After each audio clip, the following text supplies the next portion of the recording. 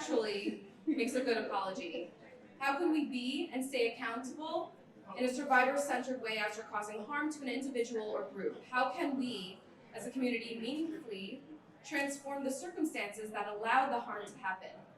Led by Director of the Games and Online Harassment Hotline, Jae Lin, this talk will share an actionable roadmap to changing behavior as well as considerations for communities to approach harm in a nuanced framework that better fosters change.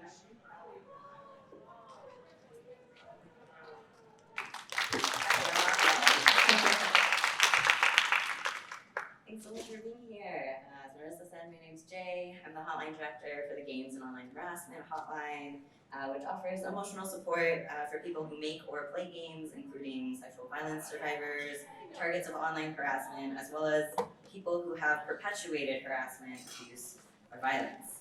When talking to people who have caused harm, we provide accountable support without endorsing their harmful behavior and try to hold the door open for change. After doing that for a few years on the hotline, we actually started a support group called Respect, specifically for people who have caused harm to work towards accountability together. And we've been running that for about a year. So I think about accountability a lot, and something that I feel like I noticed just in our cultural ether is that we hear, especially as Me Too comes in waves, it feels every summer, we hear a lot of calls for accountability, a lot of demands for that, but not as many kind of models or examples of what that actually looks like. Sometimes it feels hard to even agree on what that could mean. How would I even know that someone's been accountable once they've been called out? So I wanted to take what I've learned from all my thinking about the nuts and bolts of accountability while working with people who have actually caused harm and sketch out just a potential model or roadmap to get from called out to accountable. And the framework that I use is really based in transformative justice, or TJ.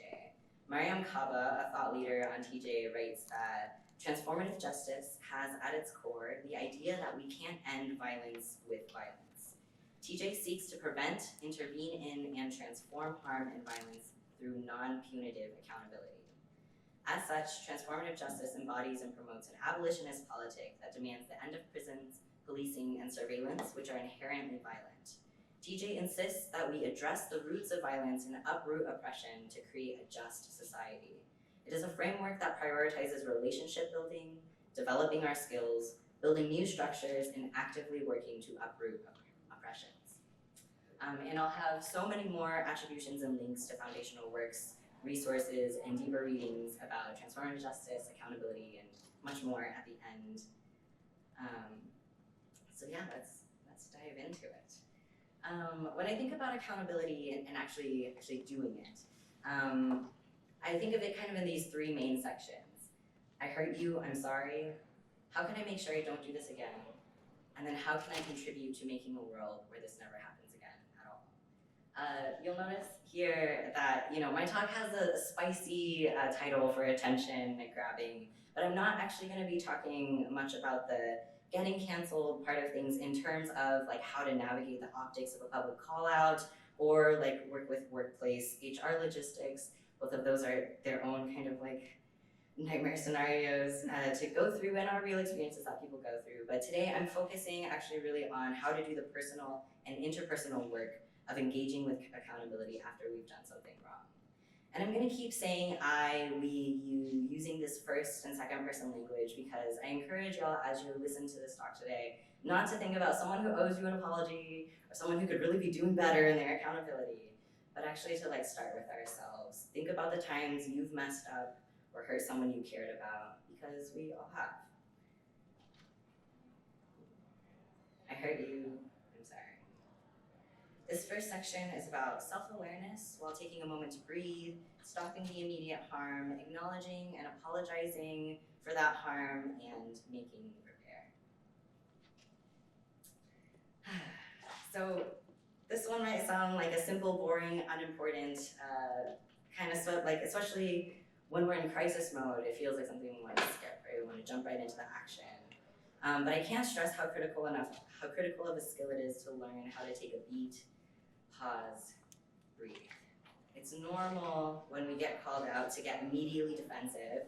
It feels like sometimes your world is ending, or like all these things that you value, your relationships, your career, your livelihood, are being threatened. And actually, how dare you say this about me? You think I'm a bad person? You think I would do that? Do you know how much I do to be a good person every day? Take a moment. We need to check that defensiveness and make some room to hold multiple truths. I can be someone who always tries to be a good friend, and I can also be someone who acted in a way that really hurt them. Kai Chang Tom writes in her essay, What to Do When You've Been Abusive. What if we understood being confronted about perpetuating abuse as an act of courage, even a gift on the part of the survivor? By taking a moment to breathe, we can move out of that defensiveness and into curiosity and gratitude. So yeah, this stuff cannot be skipped. We must find a way to give ourselves this time. This is one of, I would say, like the biggest pitfalls and regrets that I hear from people who cause harm around just like that initial reaction. And so if you receive the call out as like a message, just pause 30 minutes, an hour, an afternoon before responding. You don't have to text back right away. It feels like a crisis, but you will save yourself from replying in the defensiveness. If it's a real-time conversation, you can say, thank you for bringing this up. I want to take this seriously and respond thoughtfully. I don't know what to say right now, but I'll take some time to think about what you've shared and I'll follow up soon. Great. Yeah, so after taking that moment to breathe, we can now listen to the person who's been harmed without being defensive, making excuses, minimizing the harm, or making ourselves the center of the story. And so in order to stop the immediate harm, we first need to gain a basic understanding of what is hurting the other person to begin with. Some good things to track as you're listening or ask about if there's room for clarifying questions. It's like, when did this start for them? It's often earlier than you might assume in their experience versus yours. How did it make them feel when you did what they're describing? What feelings are coming up? What specific words are they using to describe your behavior? And if there are any specific examples that are arising. Remember, we are asking questions out of curiosity and gratitude.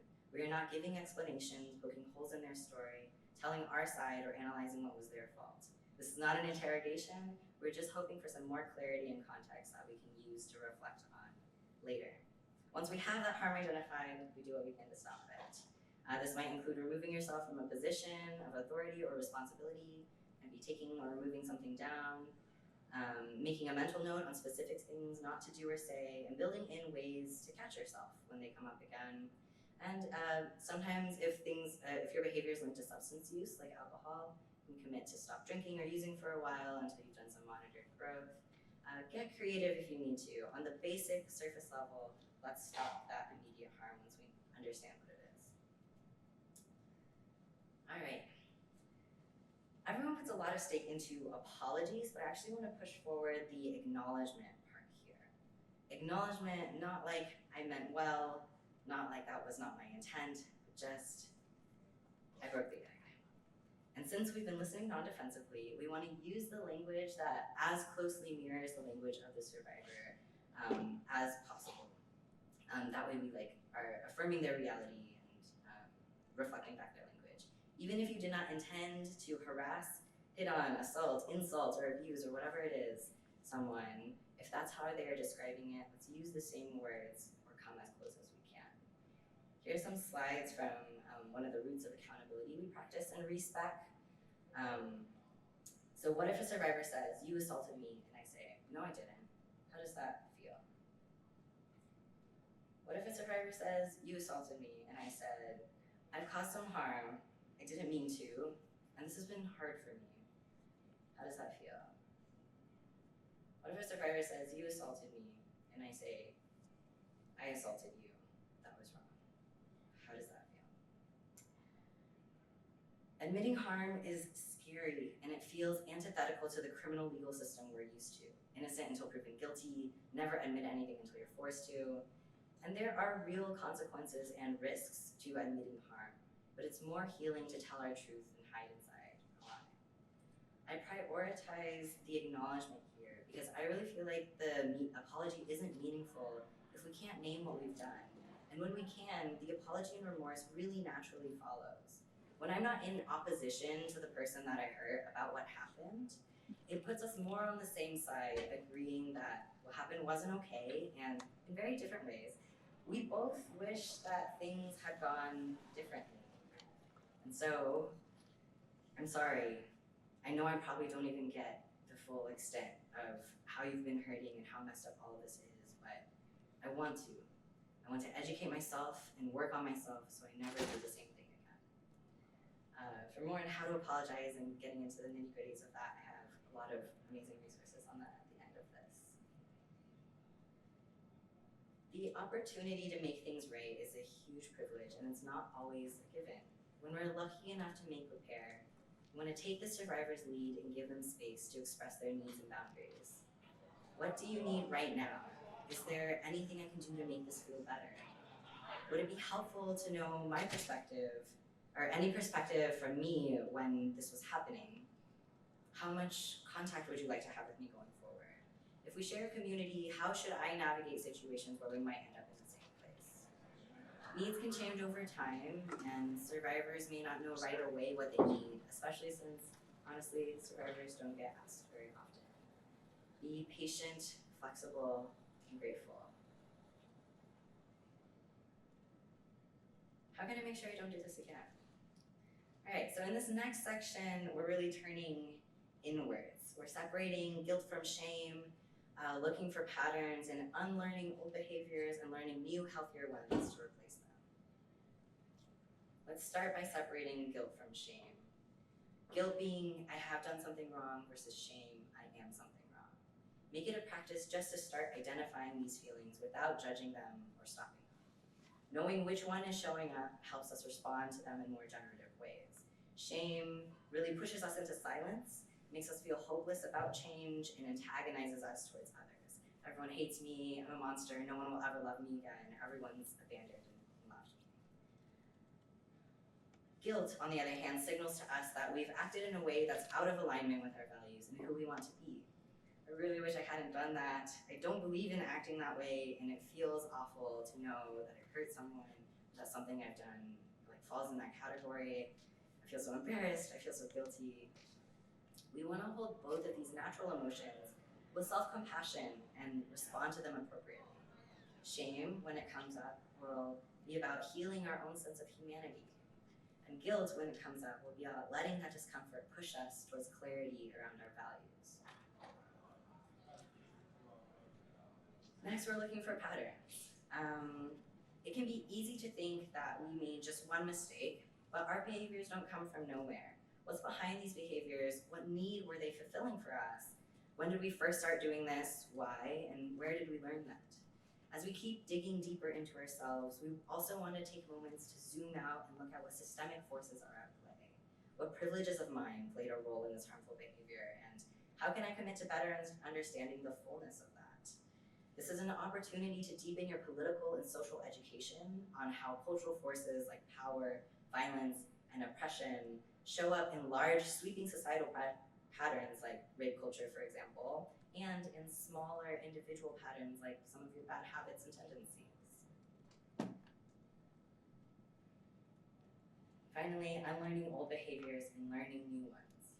Sometimes, on both sides of this, when we've messed up and when we see other people mess up, we wish it was as easy as like, you're doing this bad thing, just don't do that. And that's a good place to start, right? We talked about stopping that immediate harm, but that's actually not realistically sustainable. We need to learn new healthy behaviors to replace them if we want this change to be long-term and sustained. Remember, our behaviors serve real needs that we have. So maybe, we stopped that immediate harm in the first section, but now we've reflected on and looked at patterns, the deeper roots and larger picture of that behavior. And we can see that, it's actually not just this surface level kind of actions, but this whole chunk of my worldview or how I think about treating people that I need to recontextualize. So, for example, if I have been inappropriately hitting on people or approaching folks romantically, I didn't mean to, but that's what happened. I'm maybe for a while, just not gonna approach anyone or connect with folks in that way for a while. And that's appropriate, right? That's an appropriate response to this coming to my attention. Clearly that's not going well, I'm just gonna stop. But also, it would be unhealthy to do that forever, or to expect someone to do that forever.